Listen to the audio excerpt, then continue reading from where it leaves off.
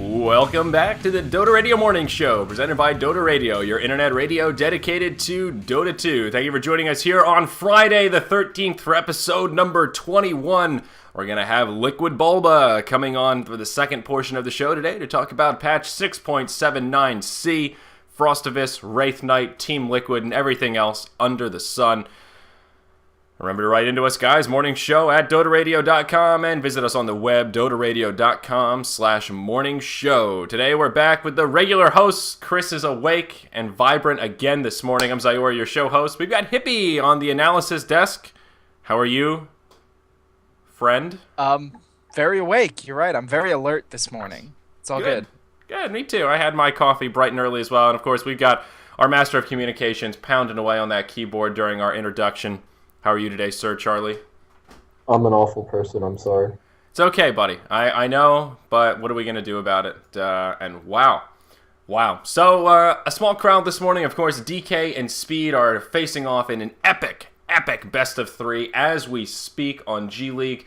And it's looking like they may be going to a Game 3. And I think at least Charlie and I have it up on our second monitors. Chris only has one monitor, so he may or may not be watching. Sorry to put your hardware down, man, but I just couldn't resist it. I'm just ignoring the chat room and watching this instead.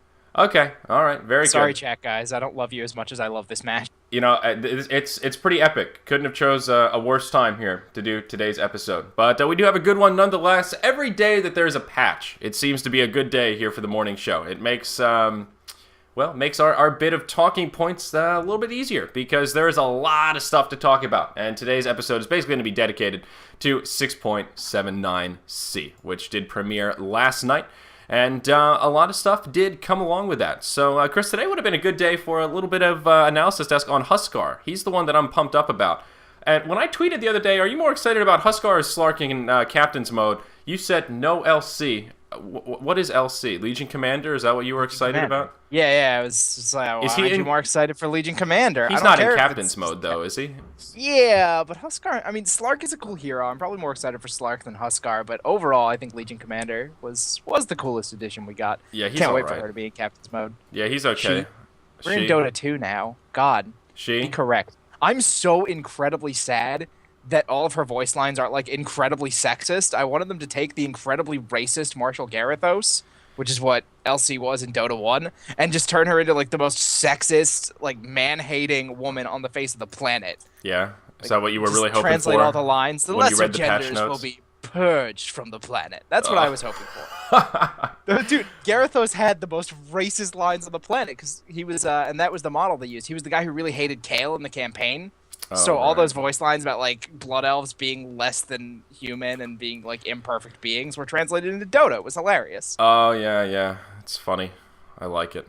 So all right, let's peruse these patch notes a little bit. Sorry, I don't share your enthusiasm about Legion Commander. I don't know. I have trouble getting excited about new heroes because I read their skills and I go, I can't really picture how this is going to work in my head, and then I see somebody else do it and I go, oh, now I get it. So I don't know. Legion Commander, That's not what's exciting for me. The present. Are we going to see Huskar picked today? That's the kind of shit that I'm jiggling in my seat about. And I'm excited about Huskar. I mean, Slark's lame, man. So he can go invisible for 5 seconds and nobody can detect him. Call the presses. You know, Huskar, man, he's awesome. He's all about YOLO. The lower health he is, the more damage he does, the faster. And him and Dazzle, there's a chance for more Dazzle action. Come on, Chris. It's all about the Huskar today. Right? No? You disagree? Well, Huskar, I honestly find very one-dimensional. I mean, you leap on someone and then you hit them for a while. At least Slark has some evasion, some interesting stuff he can do. If you time the purge properly, being able to get out of like really big ultimates and stuns means he's a more interesting hero for me skill-wise, and also I like playing him better. Huskar is boring to me. Slark, on the other hand, Slark is fun. I mean, he is one-dimensional. I will give you that, but he's still just he's like the ultimate man-up hero, you know? Like I for a long time thought as soon as Huskar gets introduced to competitive mode, he's going to be really, really, really powerful. And I'm curious to see if that prediction is going to come true. Charlie, what's your thought about this Huskar versus Slark debate? Who has your favorite? I'm actually I'm a fan of both heroes. Okay. Huskar is Charlie. Huskar is personally my favorite hero. just because he is such a man-up hero. Yes! And I feel like you want that kind of playstyle in Dota. It makes for exciting games, exciting matches, you know? It's like an all or nothing hero. You go in or you don't go in at all. There's no like pussyfooting around it. Yeah. And then I do like Slark a lot. It's a lot of fun to play, and I think there are going to be niche lineups where both of them work. Mm-hmm. I think they probably will be picked up eventually. It's just going to take the right lineup. For sure. I'm curious how the reason you like Huskar is he's the ultimate man-up hero, and you don't like a hero whose ultimate literally forces people to sit there and man-fight you. Like, I mean, Legion Commander. Oh, Legion Commander. I thought you were talking about Yeah, Slark. I was like... No, I'm talking about Legion Commander. You press R, you click on someone, and they have to sit there and fight you. Hey, I'm not against Legion Commander. I just don't... I can't picture it until I actually see it. You know, I haven't seen somebody play him yet. I haven't played him, or her, sorry. I'm getting sexist here. Her... yeah, so, like, I just, like, okay, yeah, she can duel people. It's like, it doesn't process till I actually see somebody that's good at the hero do it, you know? So I'm more just apathetic about Legion Commander. But Slark and Huskar are the two on the front end here. But I don't know. I mean, is Huskar and Dazzle that ultimate combo? Is that true, or am I just talking out of my ass here? Is Shallow Grave mixed with Huskar's, like, throwing fiery spears up your ass? Like, I feel like that is just the combination from hell in a duo lane. See, I mean, yeah, it can be good, and it's certainly a really fun pub stomp thing. It's just, first of all, those are two heroes who are both kind of niche. So you're already doing like a double niche lineup, but yeah. I mean, I don't know. I guess it could be good on some occasions, but just when you get a BKB against Huskar, like, look, what are you doing now? Still attacking fast as fuck. I don't know. I mean, he's still attacking. What do you want from me, man? Yeah, and then he just like dies to real carries. Well, yeah, but I mean, he's not going to be your. I mean, I think. In competitive, he's only going to be picked in certain lineups, and he's not going to be played. I don't think he'll be played as the 1, maybe the 2. I hope he's not played as a 1. He would be a terrible 1. Yeah, I don't know about this one Huskar honestly, you speak of. I'd like him better. Like, if they were going to do it, I'd like something similar to Navi's kind of a shuffled strat where they run the 3 Bristleback, but they give him 1 farm for the first 10 minutes. Yeah, because that works really, really well. And Huskar is he's like a very, very powerful mid gamer. If he has that fast farm, he falls off. He's, you know, not dissimilar to Bristleback in that respect. I know I'm about to get like 50 people in chat telling me Bristleback doesn't fall off. Well, screw you guys. Yeah, I'm sick of hearing that. I'm tired of those guys too, man. I say it every day. He sucks after 40 minutes. I don't think he sucks after 40 minutes. He's just less good. I'm gonna go there. He sucks. All right.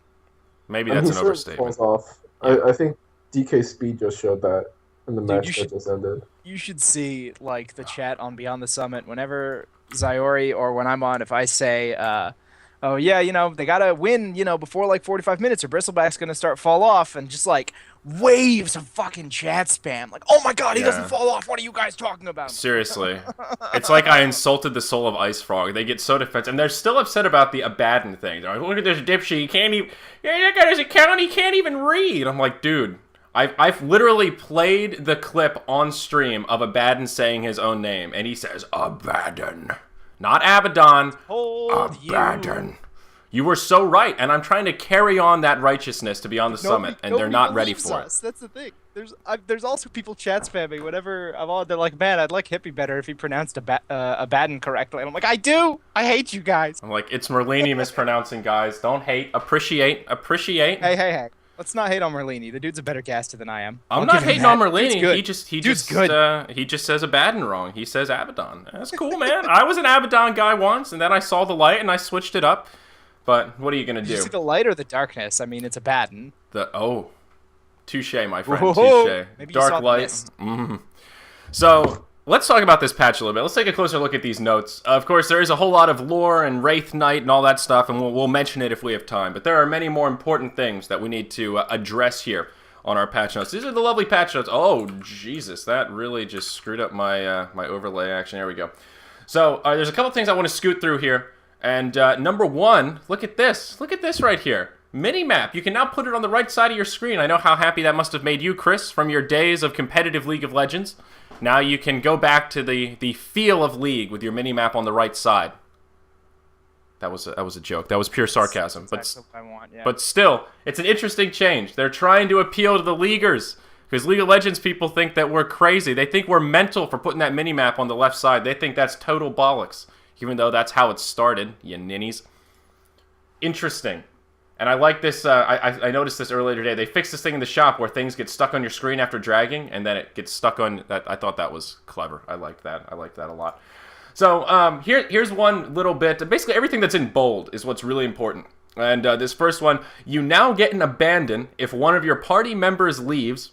A party abandon on its own cannot put you into low priority. So, thoughts about this at face value, fellas. Is this good or bad? Is this abusable? Are people going to be getting abandons when they kind of shouldn't? Or is there just no mercy for those who abandon?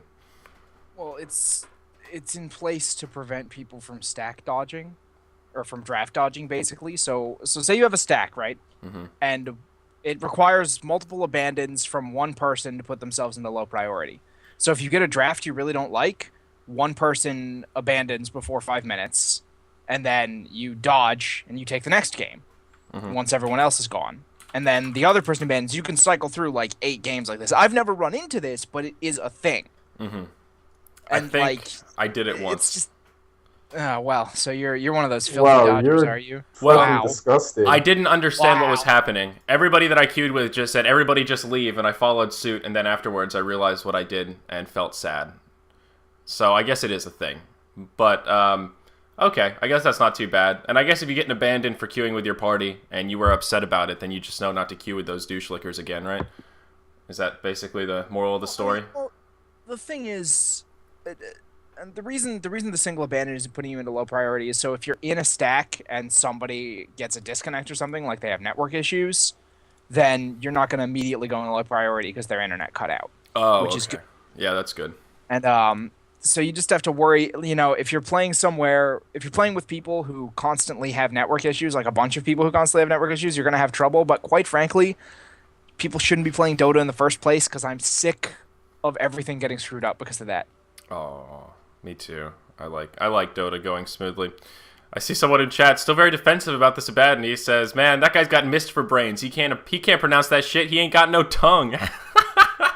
That's the best one I've heard as to Abaddon pronouncing his own name wrong. So, all right, what is this video? I don't know if Silver Star is on our side or not. I'm afraid to click it. So, all right, let's talk about some of the actual balance changes here, because I think this is actually an array of good ones. And we're going to pale through them very quickly here. Hand of Midas recipe increased 1400 to 1550. Astral Spirit, of course, that's Elder Titan. His vision reduced from 600 to 450, and his damage scaled back. Less 20 per each level. Plague Wards have their night vision reduced. I did not realize that Venomancer's Plague Wards had 1200 night vision. That's ridiculous. That is huge. That's going to get lowered to 800. And Venomancer base speed going to go down to Crystal Maiden levels. 285. Ouch. Ouch, ouch, ouch. Necronomicon night vision reduced as well from some massive absurd 1500? Is that serious? Why would you ever need that? 800, that's where it should be. Necronomicon bounty increased as you level it up. You get more and more per unit. Some bullshit about that Earth motherfucker that nobody cares about. Dueling and some other shit I don't care about. Visage, this is another good one. 295 to 290, further slowing down the bird. And Crystal Maiden base intelligence barely altered. Her damage compensates for it. Nothing too crazy. And of course, Slark and Huskar. So, basically, we're getting those items that we see too much of. Hand of Midas, Necronomicon, Plague Wards, Venomancer, and Visage. Those are, like, the 5 things that I've seen too much of. Right? Crystal Maiden, I guess, as well, but that change is pretty menial.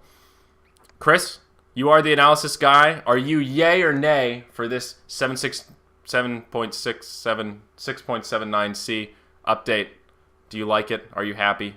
Did you want more? I think they're all good changes. I'm not sure the Hand of Midas is quite enough. We'll have to see how it plays out, but I'm very much of the school of let's do things very, very slowly so we don't go. Because if you remember, and all right, going back to the Hontrash days right here, if you remember, S2 balanced things with a goddamn sledgehammer. And I really appreciate that Ice Frog doesn't do that kind of stuff. Like, one hero would be completely unbelievably overpowered, and though to completely unbelievably shitty in the space of like one patch. And Point in case, Gemini. 0 picks. Well, that hero was fucking stupid. That hero was so dumb. But anyway, I'm not going to go into that. So we get Midas slightly nerfed. So now it's 1050 instead of 2050 instead of 1900. So basically, you're like 100 gold short of a Blink Dagger. You're closer to X other item. You're 50 gold short of the Blessed Orb, or excuse me, the Ultimate Orb. Oh my god, I can't believe I just did that. I gotta never talk about Han. You're 50 gold short of the Ultimate Orb if you're trying to build a Hex. So there's a bunch of things you're a little bit closer to, and it's less like, oh look, we have a Midas. But I think it'll probably need to go further. I think for now, leaving it there is okay. And the night vision changes especially, I think, are just because those are things that got kind of ignored in the whole night vision realignment of 7-9. Yeah. So they're thinking, Venno Plague Wards. Well, let's leave them like that. Venno's underpicked. We'll see if he gets, if he gets some picks now. And then suddenly Venno's like, oh my god, god tier support. So, well, yeah, let's realign his night vision. And Necronomicon, of course, getting picked like crazy now that the 2 counter items don't work against it. So yeah, let's nerf the night vision there too. Yeah, I think that you're absolutely right. That's just sort of following suit with everything else, and they were unintentionally made stronger with that Gosu night vision. I still those plague wards, man, 1200. That's really, really big for wards that you can put down like every couple seconds. That's just absurd. And I also like the lowering base movement speed from Venno and Visage even further down, because it seemed that, especially Visage in particular, the nerfs that he got in 7-9 weren't quite big enough. He's still a god tier support, still a god tier pick in my opinion. And I don't know that this is enough to take him away from god tier, but 290, you're getting down to scooter speeds, man. He's got no gas in that engine. He's slow. I like it. I have no sympathy for that undead bird. Charlie, any thoughts about these balance notes here? No, I'm not happy with this. Yeah. I don't know if everything will be quite enough, but I've always liked the way Ice Frog does it. Small changes, see what happens. I mean, it's not like anything is still absurdly broken. It's just everything's a little worse now, so we'll see where it goes, and then he'll make small changes along the way. So he hasn't nerfed anything until Oblivion. Yep. No pre or post TI2 morphlings. So it's fine. Yep. And one of the other changes that I really like, even though it seems really small, visuals, they now added a graphics effect for the Orchid damage that pops when the Orchid goes off, because of course the Orchid does the damage % increase, and that damage that you take does one big burst at the end. It's not just a straight damage increase. It calculates all the damage you take, takes 20% of it, and then gives you a big boost at the end, just a big wham bam, one and done at the end. And there's no effect. Now it just wears off and you take a little bit of damage and it's hard to notice. Now, I don't know what it looks like, but you glow or you bleed or something. And I really like that. One of my biggest gripes with Chen is that Test of Faith has no graphic. And people just disappear off your screen. They're fighting, they're throwing their things, and all of a sudden they just vanish. And I've always hated that. That's not true. Not true? It's got a little bit of things. Yeah, it's got a little glow around their feet when they're getting sent back, I'm pretty sure. Well, am I crazy, Charlie? I'm pretty sure it's there. Yeah, they have a glow around it. I've never even noticed it. White circle. I didn't mean to call you out. Is it newish? Sorry. Or has that been around for a while? No, it's been around. That's always been there. It definitely has not always been there. Not always, because I've definitely had that gripe like a year ago when I was casting, and that was it's been around for a really long time. A significant period. Okay, all right, fair enough. It's definitely hard to see. Don't get me wrong. It's minor, but it's there, and if you're watching for it carefully. Okay, all right. I'll keep an eye out next time we see Chen picked. I mean, now I've every time I see Chen, when someone disappears, I've trained myself to go, oh, he must have had his faith tested. Okay, he's just gonna disappear off my screen. I wish he would turn into a little spirit and then float off into the cloud. I want a big graphic. I want him to be raised up from the rest of the heroes in ether form and then slowly dissipate into the nothingness of faith. Something epic so that Chen did his thing. None of this, just oh, see you later. I slowly fade into the ether so you see that it's coming. Something like that I think would be cool, but maybe that's too far. I guess no one else shares my gripe. Well, I mean, that's another thing that was a very stylistic difference between Han and Dota, is that in Han there was a lot of really out there kind of visual effects, and in Dota things are kind of muted to an extent. So like, it took me a while to get used to Dota again, and I was missing spell effects when I came back because they're so much more minor, but I prefer not having a lot of visual noise and clutter so I can actually make good decisions. Once you are used to recognizing everything that's going on, it's much nicer to have a clearer screen than it is to have a bunch of fancy looking effects. Yep. And Orchid is 30%, not 20. That's my bad. I think I knew that, but I was just... It used to be 20 a long time numbers. ago. Okay, see, yeah, maybe it's 20, 25. It's been buffed slowly, and then eventually it's some arbitrary amount close to a quarter or a third. All right, honestly, it has little impact on my daily routine of what the exact specific percentage is. But you're right. I should know that onto a T. Dota mechanics are quickly becoming the bane to my existence, hippie. I can't do it. I'm too slow. That's why you got Merlini, man. He knows everything. It's true. That dude is real good. It's true, but Merlini has made a habit of not correcting me on air, probably to not embarrass me. But literally every day I cast, LD sends me a message just like, yeah, by the way, XXX. By the way, that guy wasn't stupid. He was trying to do this and it didn't work. I'm like, oh, okay, thanks. It happens more when I solo cast. Like the other day, there was a Doom walking around the jungle, and I made a comment about like, looks like he's just wandering around. And LD was like, dude, he was stacking and waiting for a wild wing dude to get the tornado and kill the stack. I was like, oh, God, I should have known that. Gotta drill. Gotta do those Dota drills. Get that shit in your brain. So, all right. Legion Commander is a new hero. He duels. We'll save that for another time. Maybe we'll do an analysis desk on it specifically, so we can cover Legion Commander in all of her glory. We have a community question, though. And this is a good one. We did actually get an email, guys. We got an email. We've been doing this for 2 months, and we finally got an email with a legit community question.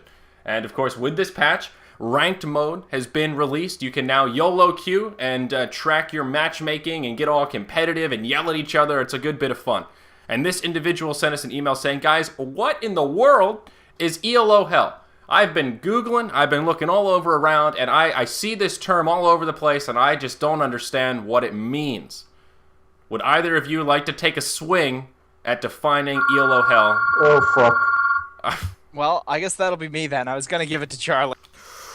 But, well, okay, so ELO hell is, to my understanding, it's basically the point where you are so low in the matchmaking system that people, this is what people perceive. I won't go into whether or not it's actually true. You're so low in the matchmaking system that everyone around you is so bad that it's just a complete toss-up as to whether or not you can actually win a game. It's like who actually gets the worst terrible players.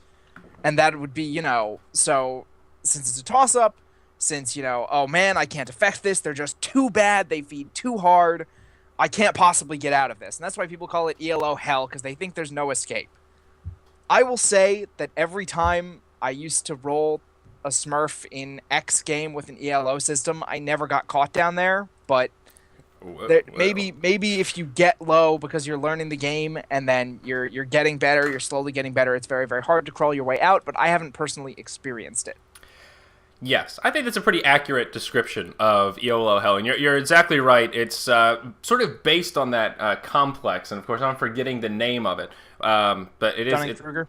Probably. Link it. It's on Wikipedia. I don't know how to spell it. Dunning-Kruger is the one where you believe that you're better than you actually are. Yeah, and that makes you really mad, and you get mad and play worse because you think you should be better, and that creates a level of irrationality, and then you reach out, and it becomes everyone else's fault that you're losing, not yourself. You're the gold star that won mid, and everybody else fed their lanes, and you're just, you're the almighty amongst the peons, and the peons are really weighing you down, man. And that's where that rage comes in, and you just start yelling at people. I think that's the basis of what ELO hell is. Now, the real question, the sub-question of what is ELO hell is, does it truly exist? Is ELO hell an actual thing where there is some sort of a tangible, definable number, percentile, where you are playing with people so bad that it's just a coin flip? Whichever team just doesn't have quite the degree of worcity is able to come out ahead. I'm not sure. I'm honestly not sure. There have been times in my past where I thought that I was stuck in ELO hell, but that was also the time when I was playing APEM and picking Sandwraith every game in Heroes of Newerth. I think most of it comes down to people not recognizing how bad they actually are relative to everyone else in the game. I don't know that ELO hell is really a true tangible thing. No, I don't think it exists. It's Yeah. something that it's. I think it's less of an MMR or ELO bracket and Mm-hmm. more of a mindset. Um, you're gonna have you can feel that way about where you are in the spectrum of skill, no matter no matter where you're playing at.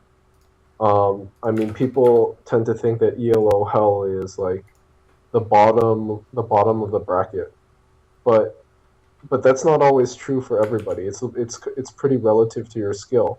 I mean, I can play those trench tier matches, and I can get out of them in a game, depending on who you are and how well you play.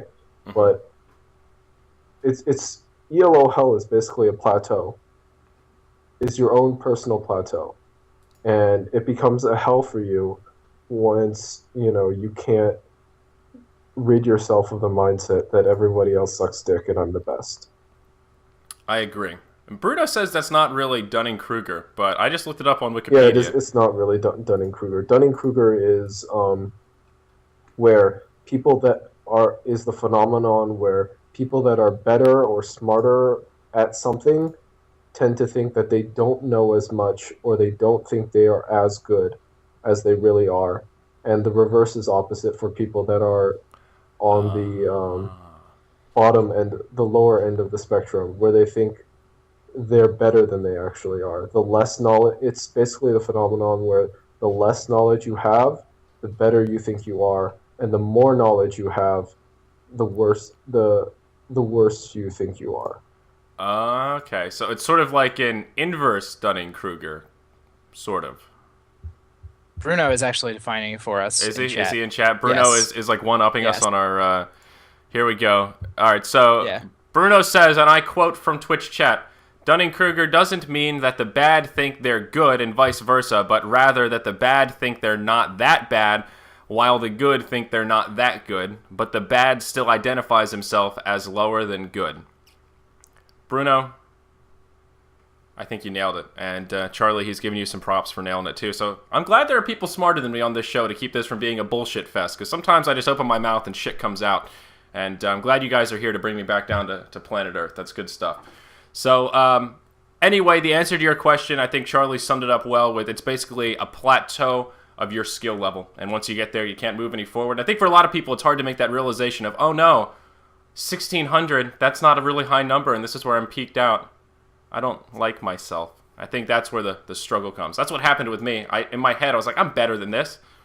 Numbers told a different story, my friends.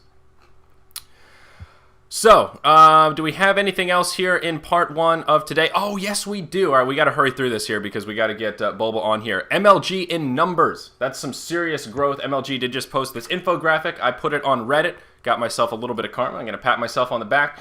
If you didn't see it by now, it's worth taking a look at. It's pretty quick. They show their hours consumed. 2013, a very big year for MLG. Sort of stagnant growth between 2011 and 2012 in terms of hours watched. And here in 2013, Dota and Call of Duty Ghost did some serious quick work on MLG.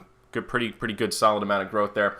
Some interesting stats, though. I like that MLG is moving towards statistics that are less gamer-based and more industry-standard-based advertising performance. Click-through rates, MLG TV, way above the industry standard, 2.4%, above the 1.1% that the industry sees on kind of the average, as well as the ad completion rate. That is when an ad comes on and you go, oh, what is this bullshit, and you turn off the stream and close it. We do that less than the industry standard, so that is definitely good news. Now, Charlie, maybe you can shed some light here. This is the number that I scratched my noodle at. 1.4 billion social media impressions. I'm curious as to, A, what qualifies as a social media impression, and B, how does one go about calculating something like this? How do you know how many people see your tweets? That's not a number that I'm used to having access to. Do you have any insight into these social media impressions? It's just like it's Facebook. I mean, Facebook, Twitter interactions. I don't think they actually count how many people see your tweets. I think it's just how many people retweet or favorite or interact with your tweets. Okay. Because I would imagine that would be pretty hard to track. Yeah. I mean, it's like one of those numbers that sounds good, but like, what qualifies as social media? That's a very broad term. it's Twitter, Facebook, Instagram, everything that your standard hipster is on. MySpace, Friendster. Sure.